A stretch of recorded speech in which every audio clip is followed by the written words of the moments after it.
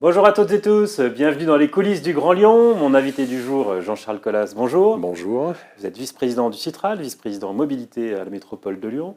Alors on se souvient qu'on vous avait reçu fin septembre, vous nous disiez 4 pannes majeures sur le métro, c'est la même probabilité que gagner le gros lot au loto. Depuis, le réseau n'a pas été verni, alors c'est que votre diagnostic n'était pas bon ou que vous auriez mieux fait de jouer au loto? J'aurais sans doute mieux fait de jouer au loto. Cela dit, non, le nombre de pannes diminue. Le mois de septembre a été effectivement catastrophique. Le mois d'octobre un tout petit peu mieux. Le mois de novembre nettement mieux. Et je touche du bois, depuis décembre, ça se passe quand même de mieux en mieux. On ne se souvient pas, mais à la mise en place du métro D aussi automatique, on avait eu beaucoup plus de pannes.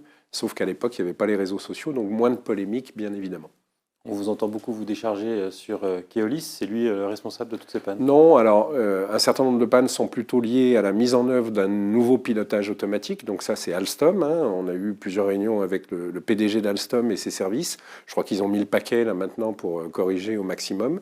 Là où je me suis plaint de Keolis, c'était au mois de septembre par rapport à comment étaient prises en charge les usagers en cas de panne.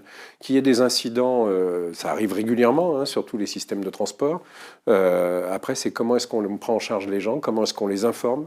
Ça, c'est plus important et ça relève bien de Keolis. Vous savez, sur les pannes qu'on a eues là, pendant 3 mois, il y avait un tiers qui était lié au matériel roulant, à la mise en place du nouveau matériel, un tiers qui était lié à l'infrastructure, des coupures d'électricité, et puis un tiers qui était lié aussi aux usagers qui forcent les portes, etc. Et du coup, ça met effectivement aussi le métro en panne. Ça veut dire que vous voulez changer d'opérateur, Keolis, on ne peut plus travailler avec lui s'il n'arrive pas à gérer convenablement? J'ai pas dit ça. Je crois que quand on a un petit peu haussé le ton face à Keolis en septembre, ils ont bien réagi. Aujourd'hui, je trouve que le travail fait par le nouveau directeur général de Keolis Lyon porte ses fruits. Il y a plus de monde, il y a plus de présence humaine, les usagers le voient bien. Même s'il reste encore des marges de progrès non négligeables, je crois que Keolis, comme les autres concurrents, au moment de la mise en concurrence qui va arriver bientôt, sera à la hauteur pour répondre correctement. Je n'ai pas d'a priori. Moi, ce qui m'intéresse, c'est qu'on ait des bonnes réponses pour le service public aux usagers. Alors ça fait quand même un contexte de rentrée qui a été difficile. Est-ce que c'est un contexte favorable pour annoncer une hausse aussi importante du prix des transports en commun début janvier? Il y a deux façons de dire les choses. Île-de-France Mobilité a fait le choix de ne pas augmenter pendant plusieurs années et de faire une augmentation très forte cette année.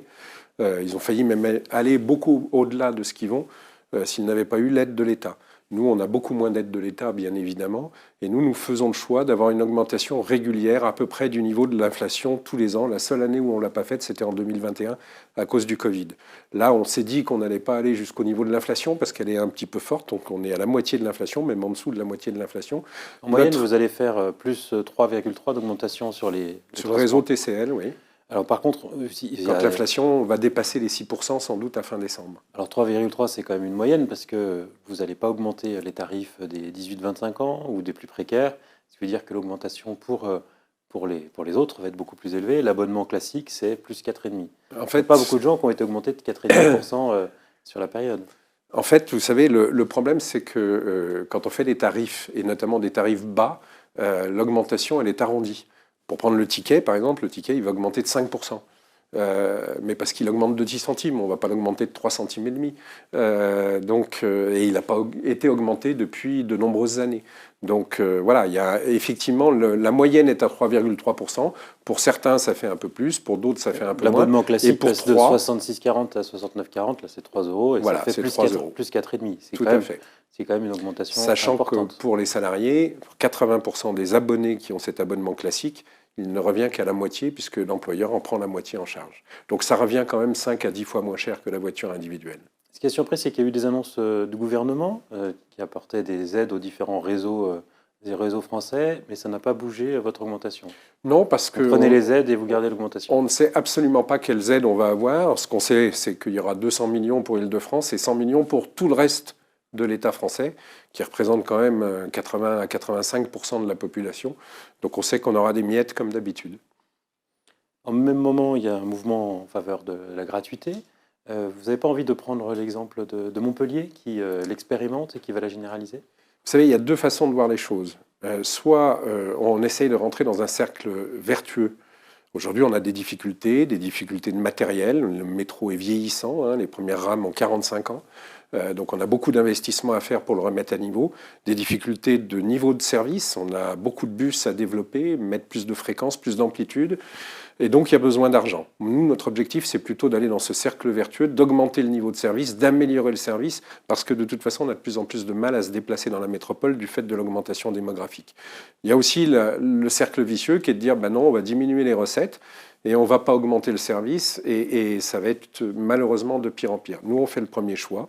On pense aujourd'hui que le transport collectif est beaucoup moins cher que la voiture individuelle et que c'est une solution pour la plupart des gens qui ont des difficultés. On préfère faire la gratuité pour les plus pauvres, un tarif proportionnel qui augmente au fur et à mesure que les revenus augmentent, plutôt que de faire la gratuité pour tout le monde. La gratuité pour tout le monde, c'est antisocial. On va donner la gratuité pour ceux qui habitent la presqu'île, qui ont les moyens d'habiter la presqu'île et qui ont un niveau de service très élevé. Et en revanche, on va donner la même gratuité pour ceux qui habitent en banlieue, qui ont peu de services, parce que malheureusement, il n'y a pas encore assez de lignes de bus et de tramways dans les banlieues, même si on essaye de les augmenter. Ça serait totalement injuste. Donc non, moi je ne suis pas pour la gratuité. Je suis pour la gratuité pour certaines catégories, mais pas pour tout le monde. Quelle réponse vous ferez à votre prédécesseur, David Kimmelfeld, ancien président de la métropole, qui demande une commission pour étudier les prix des transports en commun et évaluer la gratuité? Eh ben, je pense qu'il a la mémoire très courte, puisqu'il l'a déjà faite, cette commission, qui a rendu un rapport en 2019. Donc c'était un rapport Citral et bureau d'études, expliquant pourquoi il ne fallait pas faire la gratuité sur le réseau lyonnais, et que ce rapport a été co-signé par le même David Kimmelfeld, et la gratuité a été enterrée en 2019 par ce même personnage qui l'a oublié depuis. Donc, et pourtant, il y a aussi dans votre majorité Lyon en commun qui souhaiterait Tout cette à fait. commission, donc vous allez leur dire non? Oui, on leur a déjà dit non, qu'on ne ferait pas la gratuité pour tout le monde, mais qu'on ferait la gratuité pour les plus pauvres, et puis des tarifs sociaux pour les moins riches, progressivement. On préfère faire des mesures ciblées pour faire plus d'égalité sociale et d'équité que de la gratuité pour tout le monde. Au-delà de la gratuité, c'est aussi une demande de concertation. L'opposition était choquée de ne pas avoir été associée à l'annonce de la hausse des prix. Bah, écoutez, on a proposé 4 sièges au Citral à l'opposition, elle les a refusés. Si elle était membre du Citral, elle aurait été associée aux discussions. Mais je veux dire, moi, vice-président de la métropole élu à Oullins, je ne suis pas associé aux décisions de la ville de Lyon ou de la ville de Caluire, parce que je n'y siège pas. Donc quand ils veulent, ils siègent au Citral et du coup, ils seront associés. Donc aucune ouverture aujourd'hui à l'égard de l'opposition? Si, on leur a dit qu'il y avait 4 sièges au Citral pour eux, ils n'ont pas voulu les prendre, je le regrette. Je pense que ce serait plus intéressant, effectivement, en termes de débat, et je crois qu'il y a un certain nombre d'élus de l'opposition qui regrettent la position de leur chef de l'opposition sur cette posture très politicienne. Dans l'actualité de cet hiver, il y a forcément la question des délestages. Est-ce qu'il faut craindre que le réseau de transport en commun lyonnais, notamment les métros, soit arrêté cet hiver? Alors théoriquement, dans les discussions que nous avons avec Enedis et l'État et le préfet, les métros continueront d'être alimentés, ils ne seront pas délestés. En revanche, tout le reste peut être délesté, donc les tramways, les trolleybus, bien évidemment. Et surtout, tout le système de feu de circulation peut s'arrêter en cas de délestage. Donc, pour l'instant, on sait que les métros seront alimentés. Je ne suis pas certain qu'ils fonctionneront. À titre personnel, je pense que si vraiment on nous annonce un délestage la veille au soir, le mieux, c'est de rester 2 heures confiné chez soi plutôt que d'être pris dans une quelconque panne gigantesque. De toute façon, même si les tramways circulent, s'il y a des feux qui ne circulent pas, ça risque d'être particulièrement ubuesque. Donc pour vous, le délestage, de toute façon, ça veut dire confinement? Je pense que ce serait plus sûr. On l'a fait pendant le Covid pour plusieurs semaines, voire plusieurs mois. On peut le faire pour 2 heures si on est annoncé, si on est prévenu la veille qu'il y a un délestage. Dans les annonces gouvernementales du moment, il y a eu évidemment les RER dans les grandes métropoles. Est-ce que c'est cette annonce qui peut débloquer enfin le dossier du RER à la Lyonnaise? Alors d'abord, c'est une annonce. Moi, je me méfie, vous savez, cette annonce fait suite à des annonces totalement contraires au moment du débat au Parlement sur le projet de loi de finances, où le ferroviaire n'a pas du tout été financé à la hauteur de ce qui était demandé, au contrat qui a été passé avec SNCF Réseau en juillet, juste après l'élection présidentielle, où là on est au 20e de ce que donne la Suisse à son réseau ferroviaire, proportionnellement.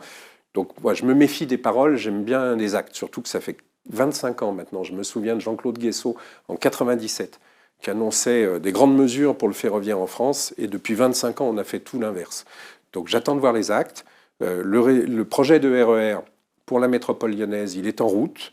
On sait ce qu'il faut faire, on sait ce qu'on peut faire dans les 5-10 ans qui viennent, ce qui est à plus long terme. On sait qu'on peut investir 1,5 milliard tout de suite et puis 7 à 10 milliards sur du plus long terme.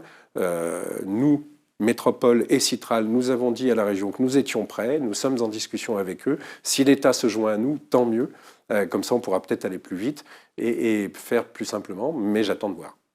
Il faut que ça se débloque aussi du côté de la région. Est-ce que vous arrivez à travailler avec Laurent Wauquiez? Nous discutons aujourd'hui, depuis un certain nombre de mois avec la région. Je discute très bien avec le vice-président Frédéric Aguilera, mais nous savons tous que, in fine, c'est Laurent Wauquiez qui prendra la décision. Donc pour l'instant, il n'y a pas de décision de prise.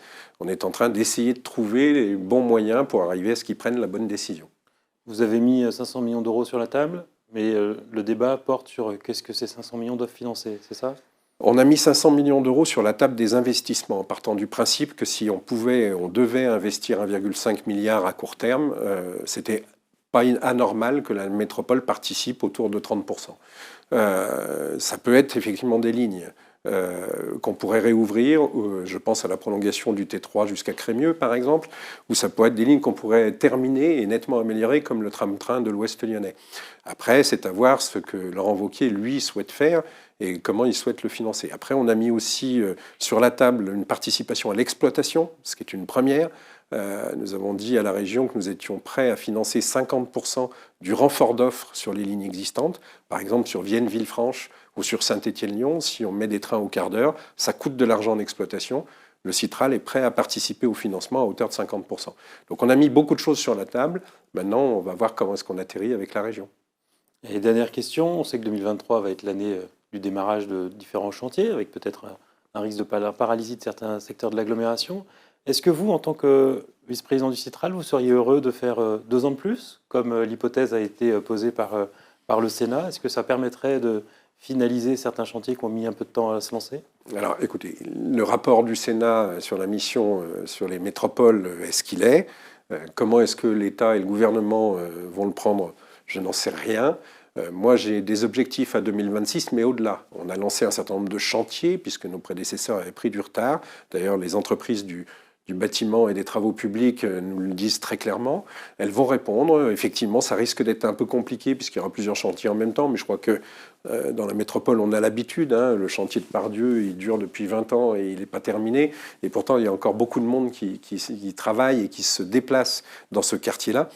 Donc on va faire en sorte que ça se passe bien, qu'on coordonne les choses. C'est un gros travail. Et surtout, on ne va pas s'arrêter. On a déjà d'autres projets derrière pour que d'autres lignes voient le jour entre 2026 et 2032 et que les entreprises du BTP aient du travail en continu plutôt des à-coups comme c'est le cas depuis quelques années. Donc une prolongation ne changerait rien pour vous? Non. On va faire en sorte que, de toute façon, on soit élu jusqu'en 2032. Donc, on va déjà planifier les choses jusqu'en 2032, voire jusqu'en 2040, avec l'ensemble des élus de tous les bords politiques et de tout le territoire de Citral Mobilité.